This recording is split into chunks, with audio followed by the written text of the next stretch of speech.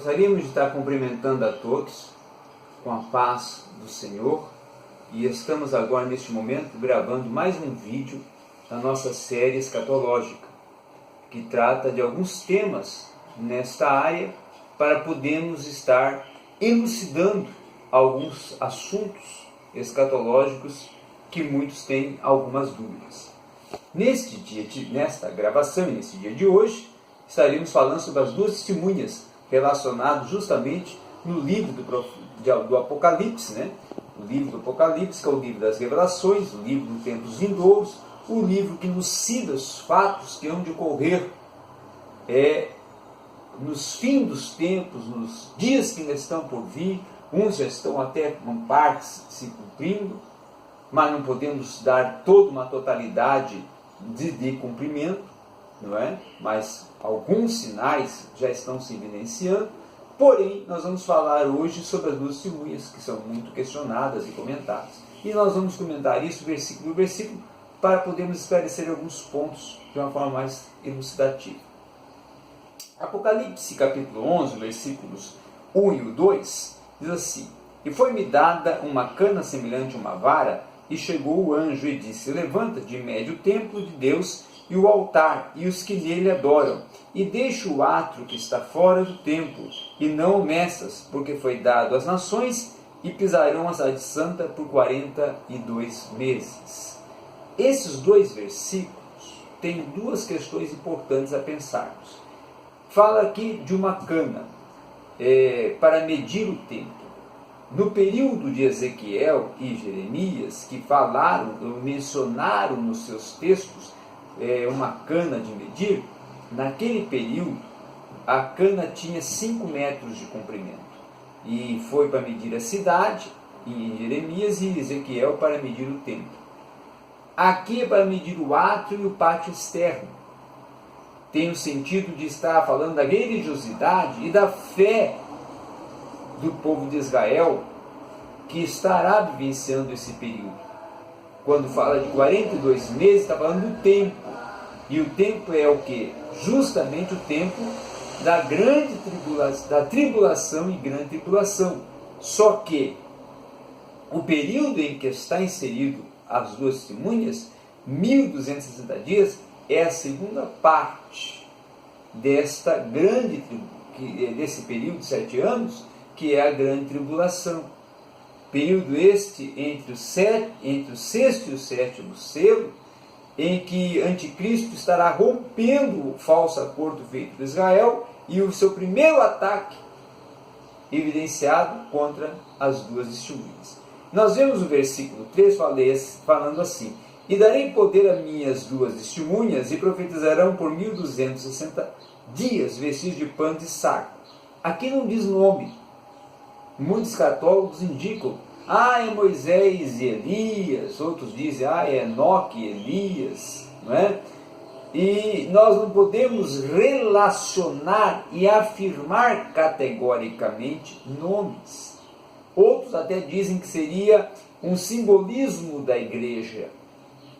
Olha, não podemos indicar que seria Enoque e Elias, que é o mais discutido, por não terem contemplado a morte. Segundo a carta aos Hebreus, todos terão que passar pela morte, não é?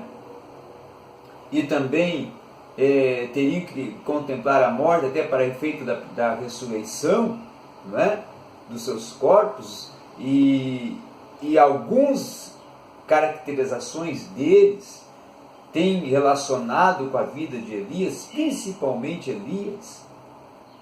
Agora, nós não podemos defender nomes e nem relacionar a pessoas ou a instituições esses dois essas duas pessoas, esses dois profetas, esses dois mártires, porque o termo testemunhas é martireu, martirian, não é? Que seria o termo de testificar, testemunhar no original. Agora, esses dois testemunhos, eles aqui não indicam nomes. Agora relaciona fatos e caracterizações sobre a pessoa deles. No versículo 4 diz estas são as duas oliveiras e os dois castiçais que estão diante de Deus, diante do Deus da terra. Fidelidade, são fiéis ao Deus. Compromisso, são comprometidos. São indicativos também de que são atalaias que estão proferindo uma mensagem. São testificadores de uma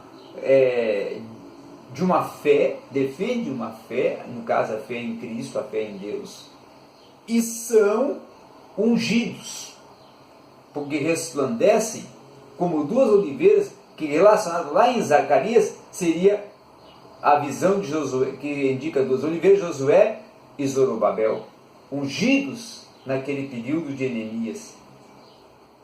E agora, esses são dois ungidos para este momento, e o momento de testificar. E aí vem o versículo 5: e se alguém lhes quiser fazer mal, fogo sairá da sua boca e devorará os seus inimigos, e se alguém lhes quiser fazer mal, importa que assim seja morto. Então, eles têm poder, autoridade, ninguém pode tocar neles, ninguém lhes pode fazer mal, ao ponto de que eles próprios têm a autoridade e o poder para se defender, e o fogo ser da própria boca deles para consumir os que vier lhes tentar fazer mal. E o versículo 6 diz: estas têm poder, ou seja, fortalecendo o que já falamos, que eles têm autoridade, eles têm poder dado por Deus, para fechar o céu, para que não chova nos dias da sua profecia, e tem poder sobre as águas para convertê-las em sangue, e para ferir a terra com todo sorte de pragas quantas vezes quiserem. Baseado neste versículo que muitos defendem Moisés. E também muitos defendem Elias. Depois vem o versículo 7. E quando acabar o seu testemunho, a besta, ou seja, o anticristo, que sobe do abismo, lhes fará guerra e as vencerá e a matará. Elas serão confrontadas, atacadas pelo anticristo e derrotadas, aparentemente. Entenda bem, aparentemente. Tá? E jazerá o seu corpo morto na praça da grande cidade, que espiritualmente se chama Sodoma e Egito, onde o seu Senhor também foi crucificado.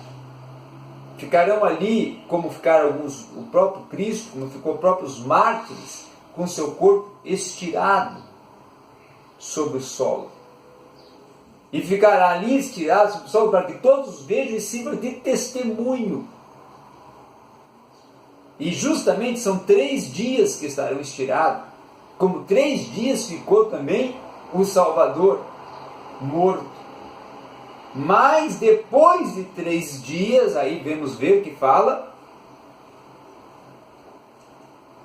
depois de 3 dias assim, e quando acabarem, e jazerá o seu corpo morto na praça da grande cidade, que espiritualmente se chama Sodoma e Egito, onde o seu Senhor também foi crucificado, e homens de vários povos e tribos e línguas e nações verão seu corpo morto por 3 dias e meio. Não permitirão que seu corpo morto seja posto em sepulcros. Então os próprios povos que estiverem participando da grande tribulação, judeus e gentios e gentílicos, estarão vendo essa situação. E quando falo de gentios e gentios é aqueles que não foram arrebatados e ficarem. Gentílicos, os que estão ao redor de Israel e são inimigos de Israel. E israelitas não permitirão que sejam eles ou essas duas testemunhas, esses 2 profetas, esses 2 mensageiros tocados e nem enterrados seus corpos. Servirão ali como testemunho. Tá? E aí vem o versículo 10. E os que habitam na terra se regozijarão sobre eles e se alegrarão e mandarão presentes uns aos outros, porquanto esses 2 profetas tinham atormentado os que habitam sobre a terra. Então aqueles que seguem o anticristo estarão regozijantes, porque aqueles 2 testemunhos estavam confrontando a esses que ali ficaram e se converteram à religiosidade ou à falsa religiosidade da Babilônia, não é? A falsa religião do período do anticristo. E depois vem o versículo 11: e depois daqueles 3 dias e meio, o Espírito de vida, aí está, depois de 3 dias, como também Cristo depois de 3 dias, só que eles têm um tempo, é acrescentado um tempo, né? 3 dias como ficou Cristo, não é? 3 dias e meio, né? Que justamente para indicar os 3 anos e meio, segunda parte da grande tribulação, o Espírito de vida, vindo de Deus, entrou neles e puseram-se sobre os pés, e caiu grande temor sobre os que viram. Então eles terão poder da ressurreição. Eles terão poder de vida. A mesma autoridade e poder de ressurreição que estava em Cristo virá sobre eles, e o mesmo Espírito que revivificou a Cristo e o ressuscitou, ressuscitará a eles, o Espírito de vida. E depois que ressuscitarem, aí vem o versículo 12, e ouviram uma grande voz do céu, que lhes dizia: subi cá. E subiram ao céu em uma nuvem, e os seus inimigos os viram. E voltarão agora para Cristo, voltarão para Deus, voltarão à presença do Senhor. E naquela mesma hora houve um grande terremoto e caiu a 10ª parte da cidade. E no terremoto foram mortos 7.000 homens, e os demais ficaram muito atemorizados e deram glória ao Deus do céu. Então, depois disso, desfecha-se o 7º selo, vem aí um grande terremoto que consome 7.000 homens. E muitos ficam maravilhados por verem esses dois serem ascendidos aos céus, as duas testemunhas, evidenciando o sinal do Senhor, de Deus, que Ele é o único com poder e autoridade para vencer o anticristo, e o anticristo não pode derrotar a Ele, porque Ele é vida, poder, autoridade, graça, e Ele é o general, e Ele é aquele que virá nas nuvens com cetro de ferro para reger as nações, e no Armagedon derrotará o anticristo. Como nós ainda iremos falar de alguns acontecimentos até chegar o Armagedon. Queremos agradecer a todos por esta oportunidade e voltaremos daqui uns dias com mais um vídeo escatológico. Obrigado.